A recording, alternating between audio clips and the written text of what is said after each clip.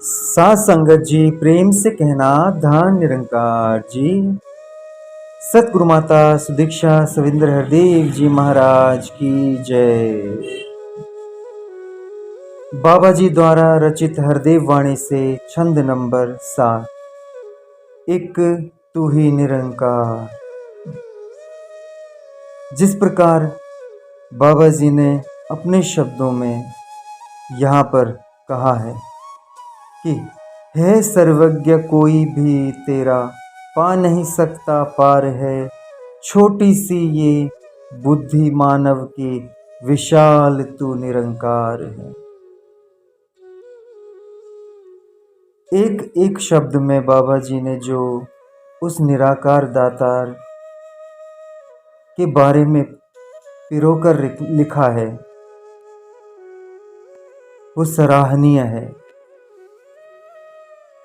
क्योंकि जिस के कारण ये पूरा ब्रह्मांड, पूरी पृथ्वी, पूरा जगत चल रहा है, उसके बारे में जितना भी लिखा जाए, जितना भी कहा जाए, वो उतना ही कम है।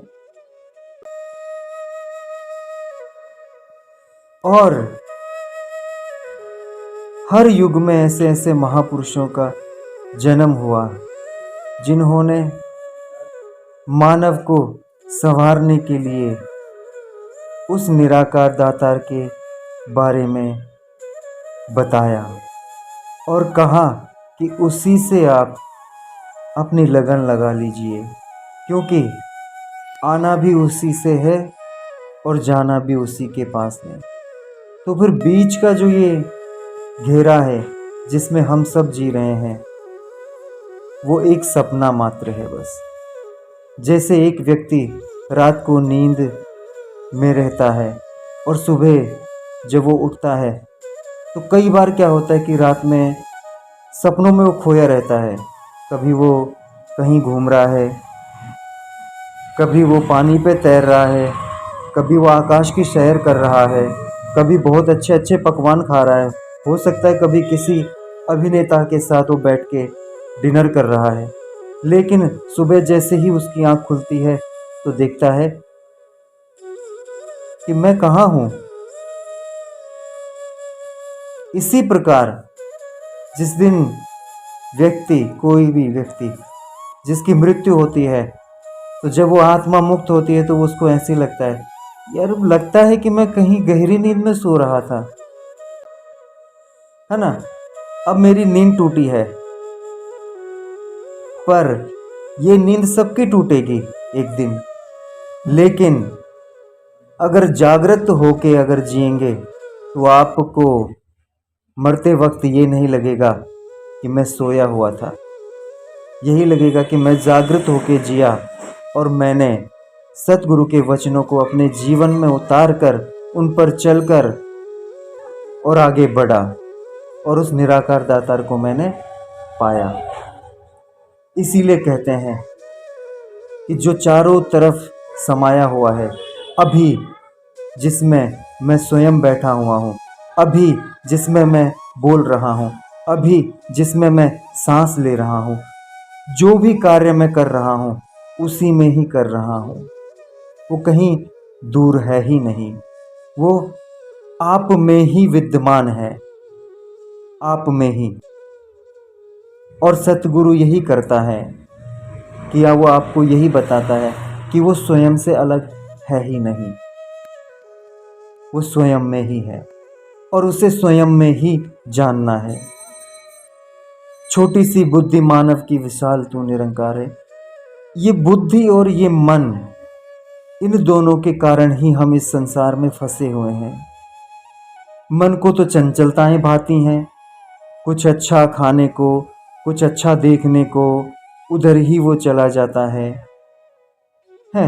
बुद्धि चाहती है कि ज़्यादा से ज़्यादा ज्ञान अर्जित करूं, ज़्यादा से ज़्यादा चीज़ों को मैं समझूं, जो इस परमपिता परमेश्वर के द्वारा जो ये माया रूपी संसार रचाया हुआ है, इसी को जानने में, इसी को समझने में वो अपना सारा का सारा समय लगा देता है और लास्ट में क्या मिलता है?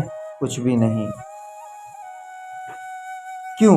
क्योंकि परमपिता परमेश्वर जो वो निराकार दातार है, वहाँ बुद्धि लगाने की जरूरत है ही नहीं, वहाँ समर्पण की जरूरत है। स्वयं को समर्पित कर देना सतगुरु के चरणों में, तो ही पार उतारा हो सकता है। मन बुद्धि से परे है तू, तो तुझे समझना मुश्किल है। रोम रोम में बसने वाले तुझे परखना मुश्किल है। क्या बात! रोम रोम में कहा है और मन बुद्धि से परे कहा है। बिल्कुल सत्य वचन। जब तक मैं स्वयं भी मन और बुद्धि से लगा हुआ था खोजने पे, तब तक मुझे प्राप्त नहीं हुआ। लेकिन जैसे ही मैंने समर्पण भाव को अपनाया और समझा, तो मुझे पता चला कि ये निराकार दातार तो मुझसे कहीं दूर है ही नहीं। और सतगुरु की ऐसी महिमा हुई कि झूम उठा मैं। वो संगीत तुम्हारे में बजने लगेगा कि जो संगीत आज तक तुमने कहीं सुना ना हो। वो शांति का अनुभव तुम्हें होगा कि जिस शांति का अनुभव तुमने इस संसार की लाखों करोड़ों रुपए, करोड़ों मकान, पूरी पृथ्वी पे अगर तुम कब्जा भी कर लो तो भी तुम्हें प्राप्त नहीं होगी। वो शांति का अनुभव होगा। तुम सागर में, तुम कहते हो एक छोर से दूसरे छोर क्या होगा, मुझे तैरना है, मुझे जाना है। तुम इस क्षीर सागर में इस प्रकार समा जाओगे कि तुम्हें लगेगा कि मुझे तैरना नहीं, मैं ही सागर हो गया हूं। निराकार दातार, जब तुम या हम उस निराकार दातार की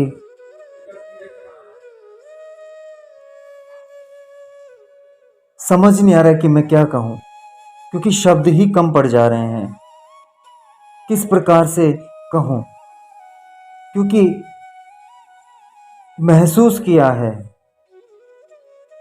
उसको जाना है करीब से, उसमें समर्पित होके मैं वही हो गया और वो मैं ही हो गया।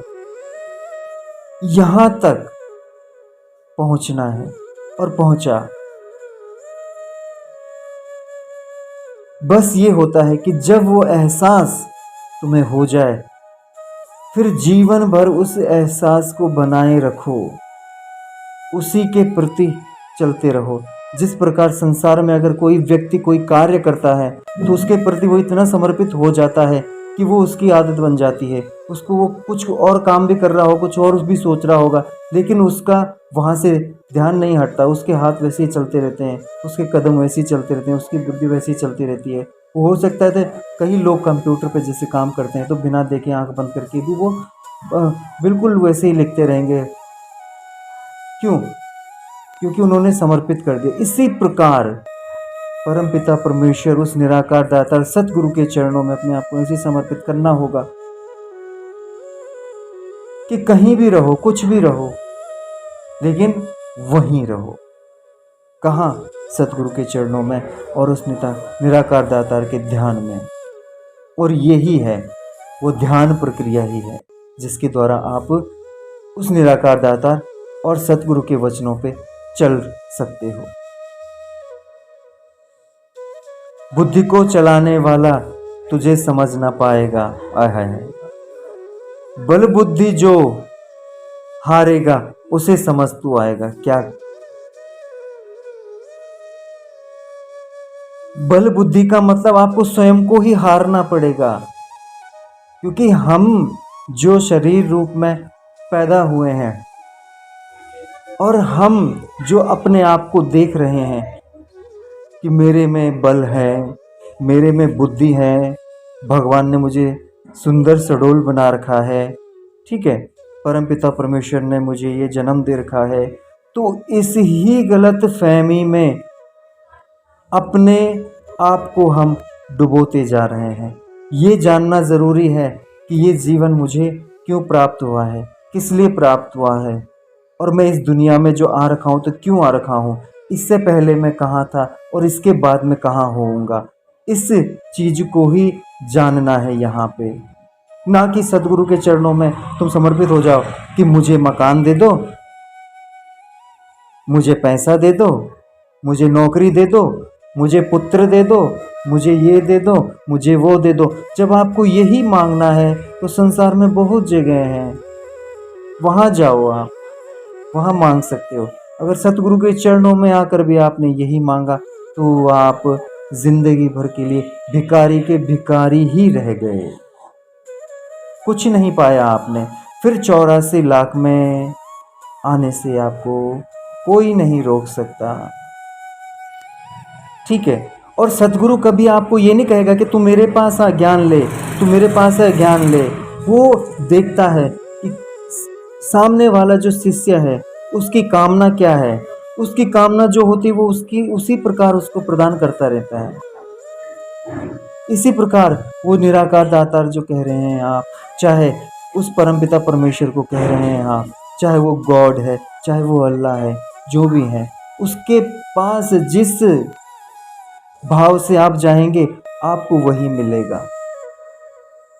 अब जिसको निराकार दातार ही चाहिए और जिसको सतगुरु ही चाहिए, उसके अलावा उसे कुछ चाहिए ही नहीं, तो डेफिनेटली उसको मिलेगा ही मिलेगा, और उसको ही मिलेगा वो परम पिता परमेश्वर का परम प्रकाश, उसी को मिलेगा। बाकी जिसको जो चाहिए उसको वो दे ही देगा।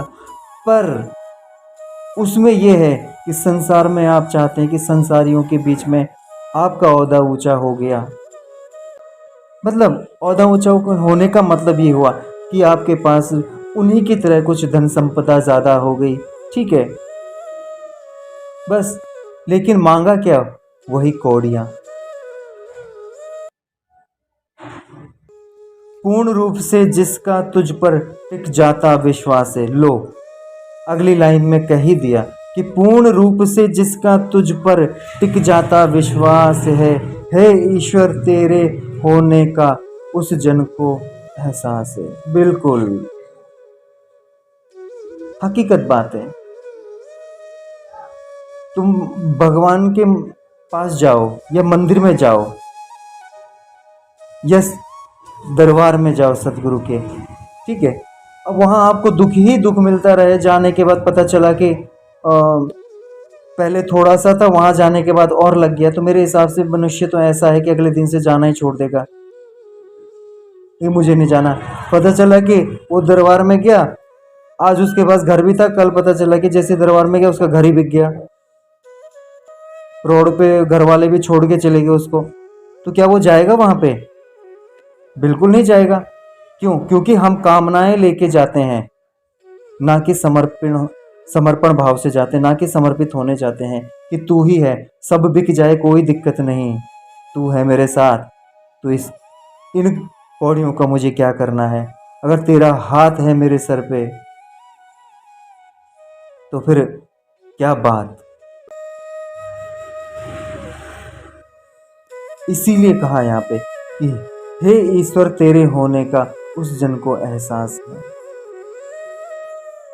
जिसका पूर्णतः विश्वास टिक जाएगा अपने सतगुरु के प्रति, उसी को उसके होने का एहसास होगा। कहे हर देव के चर्म चक्षु से नजर न आता है, ज्ञान चक्षु से ही तुझको बंदा देख पाता है। आय हाय, एक एक लाइन जो यहाँ पे बाबा जी ने लिखी है वो इतनी गहनता से कि जब उन्होंने उस निराकार दातार को अपने समक्ष, अपने स्वयं में, अपने दिव्य चक्षुओं से देखा, तो ही ये बात यहाँ पर वो लिख पाए, वरना कहाँ से ये सब आता। और ये अपने लिए नहीं लिखा उन्होंने हमारे लिए लिखा। और जितने भी संत महापुरुष हुए हैं उनकी वाणियों को आप गहराई से पढ़ना और देखना कि जब आप उस गहराई में पहुंचेंगे तो आपको भी यही एहसास मिलेगा कि ये जो चक्षु है, इससे तो मैं यहाँ देख पा रहा हूँ कि दीवार है, ठीक है, बाहर लोग इधर उधर घूम रहे हैं, लेकिन जो आपके दिव्य चक्षु की बात जो भगवत गीता में भगवान कृष्ण ने भी कही, जब वो चक्षु आपको प्राप्त होंगे या खुलेंगे तो वो ध्यान मार्ग और ज्ञान मार्ग, सबसे पहला आपका ज्ञान मार्ग आएगा, फिर ध्यान मार्ग आएगा। क्योंकि जब ज्ञान ही नहीं होगा तो ध्यान किस चीज़ का करेंगे, उसी से वह खुलेंगे और आप साक्षात्कार कर सकते हैं उस परमपिता परमेश्वर का। बिल्कुल ये सत्य बात है और ये सत्य वचन है, ये मैं नहीं कह रहा हूँ, ये यहाँ पे लिखा हुआ है। ज्ञान चक्षु से ही तुझको बंदा देख पाता है, ज्ञान चक्षु से ही तुझको बंदा देख पाता है। साथ संगत जी प्रेम से कहना धन निरंकार जी।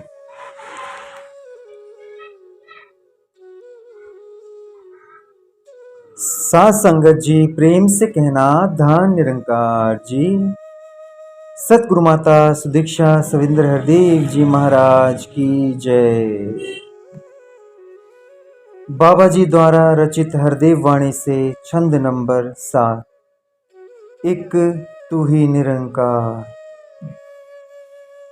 जिस प्रकार बाबा जी ने अपने शब्दों में यहाँ पर कहा है कि है सर्वज्ञ कोई भी तेरा पा नहीं सकता पार है, छोटी सी ये बुद्धि मानव की विशाल तू निरंकार है। एक एक शब्द में बाबा जी ने जो उस निराकार दातार के बारे में पिरोकर लिखा है वो सराहनीय है। क्योंकि जिस के कारण ये पूरा ब्रह्मांड, पूरी पृथ्वी, पूरा जगत चल रहा है, उसके बारे में जितना भी लिखा जाए, जितना भी कहा जाए, वो उतना ही कम है। और हर युग में ऐसे ऐसे महापुरुषों का जन्म हुआ जिन्होंने मानव को संवारने के लिए